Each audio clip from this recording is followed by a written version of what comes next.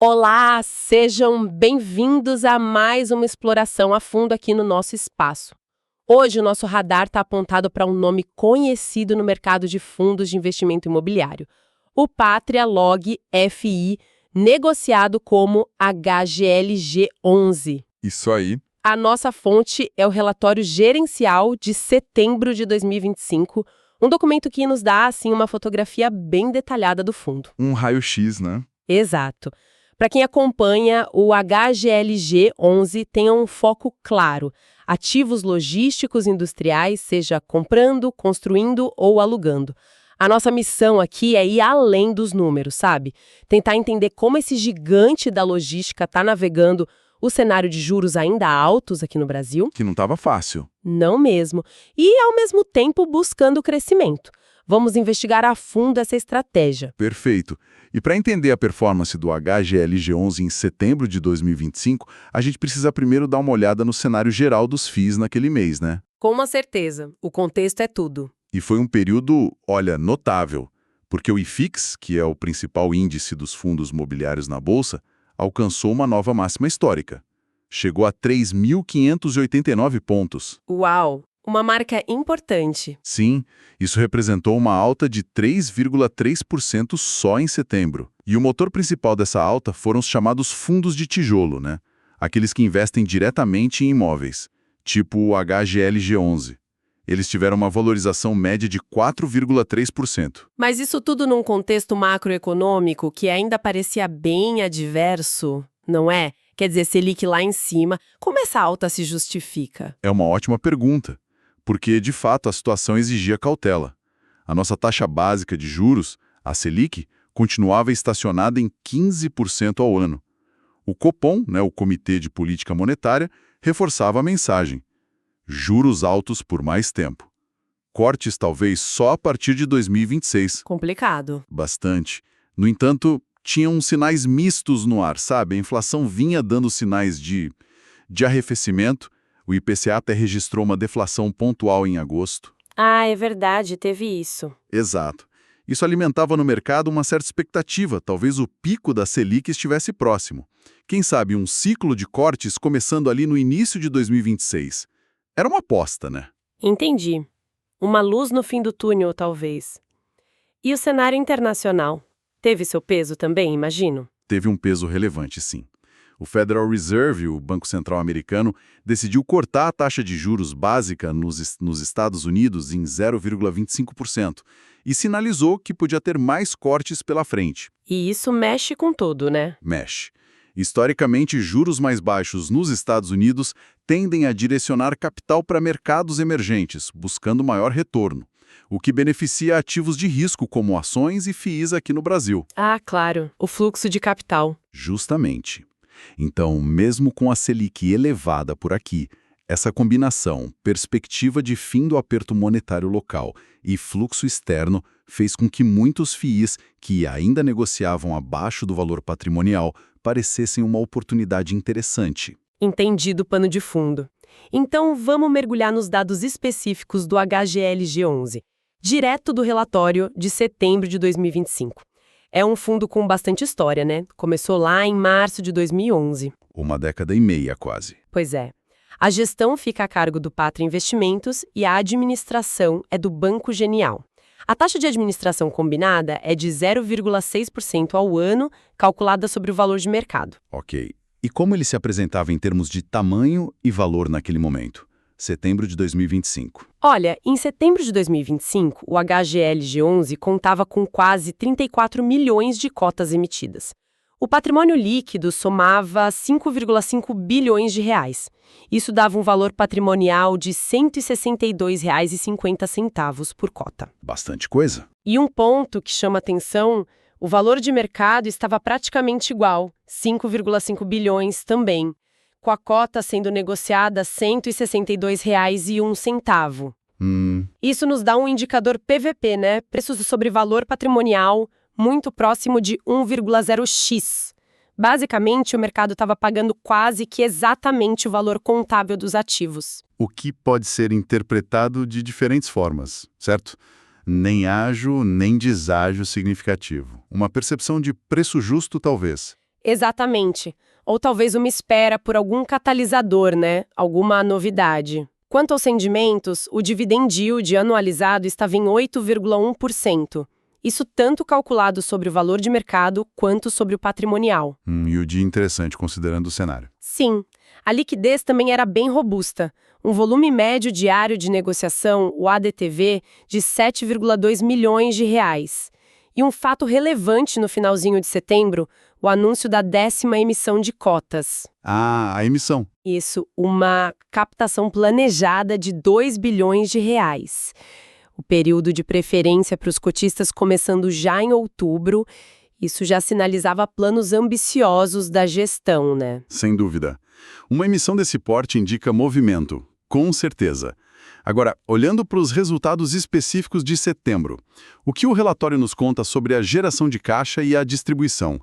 Como foi o mês nesse sentido? Então, o fundo gerou uma receita total equivalente a 1,38 por cota. E o resultado final foi de 1,09 por cota. Mas é crucial notar que esse resultado foi impactado por eventos não recorrentes. Ah, sempre tem isso, né? Que tipo de eventos? Foram principalmente 2. Primeiro, um adiantamento de aluguel da Volkswagen referente ao imóvel HGLG Vinhedo.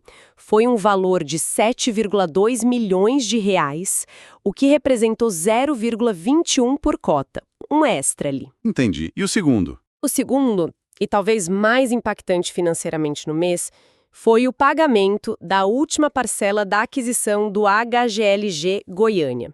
Um desembolso de 77,8 milhões de reais. Nossa, é um valor considerável. Sim. E dentro desse valor, 1,2 milhão de reais eram de correção monetária, que afetaram o resultado em 0,03 por cota. Certo, um desembolso grande assim. Como a gestão lidou com essa saída de caixa, sem comprometer, por exemplo, a distribuição de rendimentos para os cotistas? Então, aí a gente vê uma decisão estratégica da gestão. Para ajudar a financiar esse pagamento de Goiânia, eles optaram por vender parte da carteira de CRIs, né, os certificados de recebíveis imobiliários. Ah, usaram a carteira de crédito. Isso, e também venderam cotas de outros FIIs que o HGLG11 possuía em carteira. Essa venda gerou um lucro adicional de 0,6 milhão ou 0,02 por cota. Interessante essa gestão de caixa. Sim. E o ponto notável é que mesmo com esse pagamento relevante de Goiânia, ao combinar a receita recorrente, o aluguel antecipado da Volks e esse lucro na venda de ativos, a gestão conseguiu manter a distribuição mensal em 1,10 por cota. Mantiveram o patamar, então. Exato. E ainda sobraram 0,49 por cota em reservas acumuladas. Isso demonstra um gerenciamento de caixa bem ativo, né? Para equilibrar os compromissos e a remuneração ao cotista. Uma engenharia financeira interessante, sem dúvida. E no fronte da ocupação dos imóveis, teve muita movimentação de inquilinos em setembro? Entradas, saídas? Olha, o mês de setembro em si foi calmo, sem novas entradas ou saídas significativas. Contudo, o movimento que aconteceu no finalzinho de agosto, a entrada da Zeta Log, lá no ativo de São José dos Campos, teve efeito no mês. Ajudou a reduzir a vacância física do portfólio para 2,9% em setembro. Ah, então a vacância cai um pouco, mas o relatório já antecipava mudanças para os meses seguintes, correto? Isso. Isso não ia pressionar a vacância de novo? Sim, sim. A gestão já estava mapeando algumas movimentações futuras. Para outubro, era esperada a saída da West Wing do condomínio Cislog, mas, ao mesmo tempo, estava prevista a entrada da Shinidux. Isso manteria esse imóvel específico 100% locado. Uma troca eficiente, né? Uma substituição rápida, bom sinal. Para novembro, no entanto, estavam previstas mais saídas. Êxito e Roja, também do Cislog, e a Plastic Omnium, do ativo em São José dos Campos. Aí sim poderia impactar um pouco mais. Exato. Com base nesse cenário, a projeção da gestão era de que a vacância física encerrasse 2025 em torno de 3,3%. Ainda é um nível considerado baixo para o mercado, né? Sim, 3,3% ainda é bem controlado. Agora, vamos aprofundar no coração do fundo, o portfólio e a estratégia comercial. Os números gerais em setembro eram expressivos, né? Eram. 28 imóveis, 148 locatários. Uma área bruta locável, a ABL, de quase 1,6 milhão de metros quadrados. É muito espaço. Gigante. E um ponto relevante é o ALI, né? O prazo médio ponderado dos contratos restantes. Estava em 4,4 anos. Isso indica uma certa estabilidade na receita, o que é bom. Sim, dá uma previsibilidade. E como você mencionou, a vacância física era 2,9% e a financeira, que considera eventuais descontos ou carências, estava em 3,2%. O aluguel médio praticado era de R$ 26,50 por metro quadrado. E a composição desse portfólio? Quais os destaques na diversificação? Imagino que não seja tudo igual. De jeito nenhum. A diversificação é um ponto forte. Geograficamente, os imóveis estão em 6 estados. Claro, São Paulo tem a maior concentração, o que é natural pelo tamanho do mercado logístico lá. Normal. Em relação aos inquilinos, o Mercado Livre despontava como o maior, respondendo por 13% da receita. Depois vinha a Volkswagen, com 8%, e a Electrolux, com 4%. Os demais são bastante pulverizados, o que é ótimo, reduz o risco de dependência de um único locatário. Dilui bem o risco. E por segmento? Por segmento de atuação dos inquilinos, o e-commerce liderava com 25%. Depois vinha automotivo, com 16%, e logística, as próprias empresas de logística, com 13%. Faz sentido com o boom do e-commerce. Totalmente. E quanto aos tipos de contrato? 70% eram típicos, aqueles mais padronizados, prazo menor, revisão periódica de aluguel, e 30% atípicos. Esses são geralmente contratos mais longos, feitos sob medida, tipo build to suit. E os indexadores desses contratos? IPCA, IGPM e os prazos de vencimento? Isso é sempre importante. Predominantemente IPCA, nosso índice oficial de inflação, respondendo por 85% dos contratos. O IGPM representava 14%. Isso é importante em cenários de inflação, claro. Protege a receita, né? Exato. Sobre os vencimentos, mais da metade dos contratos, acima de 50%, tinham prazo para 2029 ou além. Isso traz uma previsibilidade bem interessante para o fluxo de caixa futuro. Bacana. A gente mencionou antes a aquisição do HGLG Goiânia. O relatório traz mais detalhes sobre como essa aposta vem se desenvolvendo, porque essa era uma tese de captura de valor, certo? Não era só comprar e alugar. Exatamente. E aqui temos um exemplo claro da gestão ativa buscando agregar valor. Esse ativo foi adquirido um ano antes, setembro de 2024, mais ou menos, com a premissa de que os aluguéis estavam abaixo do valor de mercado e poderiam ser reajustados. A famosa tese de turnaround ou melhoria. Isso. Na aquisição, o aluguel médio inicial era R$ 20,80 por metro quadrado. Em setembro de 2025, o relatório mostrava que o aluguel médio do ativo já tinha subido para R$ 23,21 por metro quadrado. Já é um aumento considerável. Sim, e o dado mais relevante, 46% da área locável do imóvel já havia passado por processo de revisão ou renovação contratual. E o novo aluguel médio para essa porção específica atingiu R$ 25,34 por metro quadrado. Opa, aí sim. Aí sim. A gestão se mostrava otimista que os 54% restantes também teriam seus aluguéis ajustados até o fim de 2026. A expectativa era atingir um yield on cost, ou seja, o retorno anual sobre o custo total de aquisição do imóvel próximo a 9,5%. É a tese se materializando na prática. Bem interessante. Isso realmente ilustra a estratégia. Muito bom ver isso acontecendo. E falando de forma mais ampla, qual o foco da estratégia comercial do fundo, então, além desses casos específicos? Olha, o foco duplo parece ser, primeiro, manter a vacância em níveis baixos.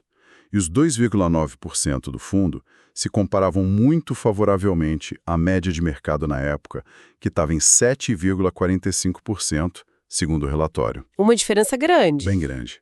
E segundo, buscar ativamente ganhos reais nos aluguéis, ou seja, reajustes acima da inflação, aproveitando as oportunidades de revisão e renovação contratual, como no caso que a gente acabou de ver de Goiânia. Mas, como você mesmo mencionou antes, nem tudo costuma ser linear, né? O relatório aponta alguma dificuldade ou desafio mais significativo no portfólio? Algum calcanhar de Aquiles? Sim, e a gestão é transparente quanto a isso, o que é positivo. O principal desafio destacado era o ativo HGLG São José dos Campos. Ah, o da antiga Ericsson. Esse mesmo. Trata-se de uma antiga planta industrial com características que não se encaixam perfeitamente nas demandas logísticas modernas. Pé direito mais baixo, ausência de docas elevadas em algumas áreas, pátio de manobra limitado. Entendi. Complica para a logística padrão. Exato. Isso torna a locação mais desafiadora. Para enfrentar isso, a gestão contratou a consultoria imobiliária CBRE para auxiliar na comercialização. E estão direcionando esforços para atrair inquilinos dos setores industriais da região, como automotivo, aeroespacial, tecnologia, que talvez se adaptem melhor às instalações existentes. Existe algum plano de melhoria mais estrutural para esse imóvel? Alguma reforma, construção? Sim, há um plano mais ambicioso. Uma parte do terreno original já foi vendida para um empreendimento residencial, o que já trouxe caixa. No terreno remanescente, existe um projeto para desenvolver cerca de 50 mil metros quadrados de galpões modernos, classe A. Ah, um desenvolvimento novo ali dentro. Exato. E a ideia é que o desenvolvimento desses novos galpões possa viabilizar também uma reforma e modernização dos prédios antigos que existem no local. É uma estratégia de mais longo prazo para revitalizar o ativo. Um desafio grande, mas com potencial. Com certeza. E em termos de potencial de receita que ainda não está sendo realizado no portfólio como um todo, o relatório quantifica isso? O famoso upside? Sim, o relatório estima um upside potencial, ou seja, um aumento de receita que poderia vir da locação das áreas vagas atuais, do fim de períodos de carência contratual e da reversão de descontos temporários concedidos a alguns inquilinos. E quanto seria esse potencial? Foi calculado em 0,11 por cota. Além disso, informaram que o funil de locação, que são as negociações em andamento, estava ativo. Somava mais de 50 mil metros quadrados em diferentes estágios, desde prospecção até minuta de contrato. Mostra que a equipe comercial estava trabalhando. Bom saber que tem coisa no forno. Saindo um pouco da gestão dos imóveis existentes, como estava a frente de desenvolvimento de novos projetos? O caso de Simões Filho na Bahia, por exemplo, o G100. O HGLG Simões Filho, o G100. Esse estava em fase bem adiantada em setembro de 2025. O avanço físico da obra atingia 97,4%. O galpão principal estava praticamente concluído, incluindo o piso, que é uma etapa super crítica. Quase pronto então. Quase lá. Instalações elétricas, climatização estavam sendo comissionadas. O fechamento lateral pronto, faltando detalhes como algumas portas de doca, inclusive documentos importantes como o AVCB, o auto de vistoria do Corpo de Bombeiros, e o ábice do galpão já tinham sido emitidos. Ótimo. E as vistorias com o futuro locatário já estavam sendo agendadas. Estava bem encaminhado para entrega. Mas teve alguma intercorrência nesse projeto? Lembro de ter lido algo sobre isso. Alguma questão no terreno. Sim, bem lembrado. O relatório mencionou um percalço. Ocorreu um deslizamento em uma das estruturas de contenção do terreno, a chamada Contenção 2. E isso atrasou a obra? A gestão informou que o problema não impedia a entrega do galpão principal ao locatário, mas que a solução técnica definitiva para essa contenção ainda estava em análise. O custo total estimado da obra, no entanto, se mantinha em 265 milhões de reais. Mostra que, mesmo em fases finais, projetos dessa magnitude podem ter imprevistos, né? Com certeza, faz parte. E um ponto sempre sensível, principalmente com juros altos como estavam, a alavancagem financeira. Como a HGL11 estava posicionado em termos de dívida, era muito alavancado? Olha, o nível de endividamento, olhando só a dívida registrada direto no balanço do fundo, correspondia a 12,1% do patrimônio líquido. Não parece tão alto? Mas tem um detalhe. Se a gente inclui uma dívida que está alocada numa SPE, uma sociedade de propósito específico... Ah, dívida fora do balanço principal? Exato, que é comum em projetos específicos. Aí esse percentual sobe para 14,3%. Em valores absolutos, a dívida total era de cerca de 664 milhões de reais. Entendi. 14,3%. E a composição dessa dívida, qual o custo? Era majoritariamente formada por CRIs, aqueles títulos de dívida imobiliária, indexados ao IPCA. As taxas de juros desses títulos variavam entre 5% e 6,25% ao ano, mais a variação do IPCA. IPCA mais 5% a 6,25%? Isso. A estratégia declarada da gestão é usar a alavancagem de forma controlada para viabilizar o crescimento, desenvolver novos ativos, sem pressionar demais a estrutura de capital. O relatório, inclusive, apresentava uma projeção de redução gradual dessa alavancagem nos anos seguintes. Mas mesmo controlada, uma alavancagem de 14% do PL com custo de IPCA mais uns 6%, num cenário de Selic a 15%. Isso não representa um risco considerável? Ou um custo financeiro elevado que acaba pressionando o resultado distribuído? É um ponto de atenção fundamental, sem dúvida. O custo da dívida, IPCA mais 5%, a 6,25%, era, naquele momento, inferior à Selic de 15%.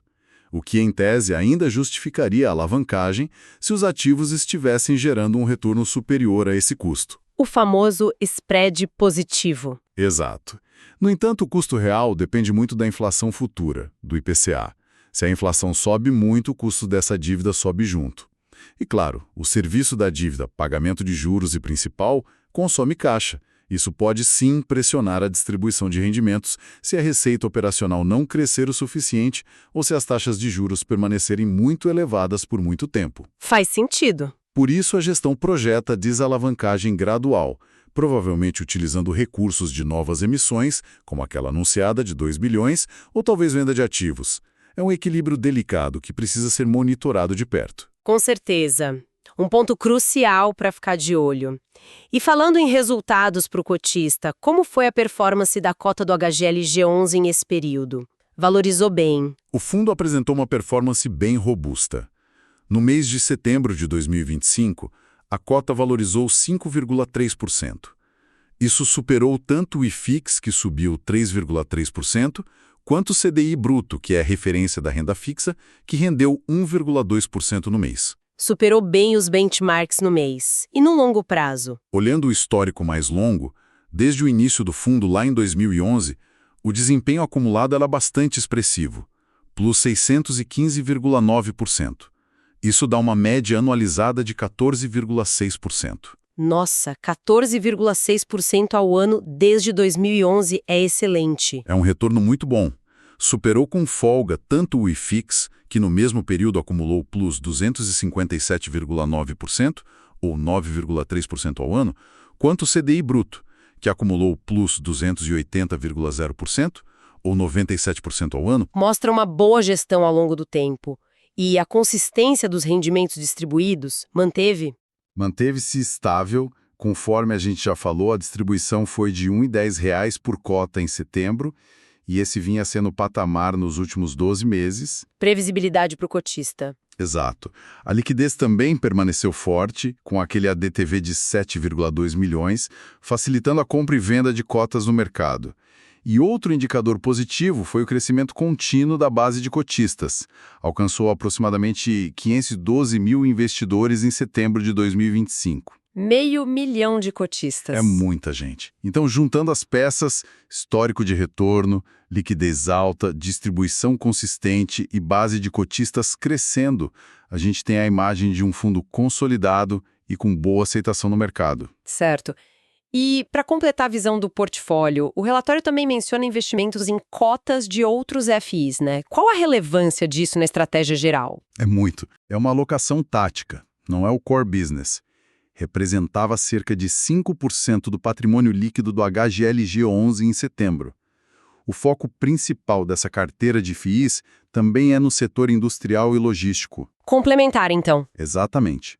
Busca complementar a estratégia principal do fundo ou acessar oportunidades específicas que talvez não consigam via compra direta de imóvel. O relatório destaca posições em fundos como o INLG11 e o FIB11, que são outros players relevantes nesse segmento logístico. Ótimo, acho que percorremos os pontos principais do relatório de setembro de 2025 do HGLG11. Conseguimos ter uma visão bem abrangente do fundo naquele momento. De fato, se a gente fosse sintetizar os achados principais, eu diria que o HGLG11 demonstrou capacidade de gerar resultados positivos e navegar um cenário macro que ainda era desafiador naquele momento, com Selic alta e tudo mais. Sim, mostrou resiliência. Exato. A gestão ativa ficou evidente em várias frentes, na reciclagem do portfólio com a captura de valor lá em Goiânia, no avanço do desenvolvimento em Simões Filho e no gerenciamento da alavancagem e do caixa para manter a distribuição. O portfólio, como vimos, é diversificado e tinha baixa vacância. Mas também com seus pontos de atenção, como ficou claro ao longo da conversa. Não é um mar de rosas completo. Sem dúvida. O desafio no ativo de São José dos Campos é um exemplo claro disso. Mostra que a gestão de portfólio envolve resolver problemas, executar planos complexos de revitalização. Não é só comprar e esperar o aluguel cair. Exige trabalho constante. Muito.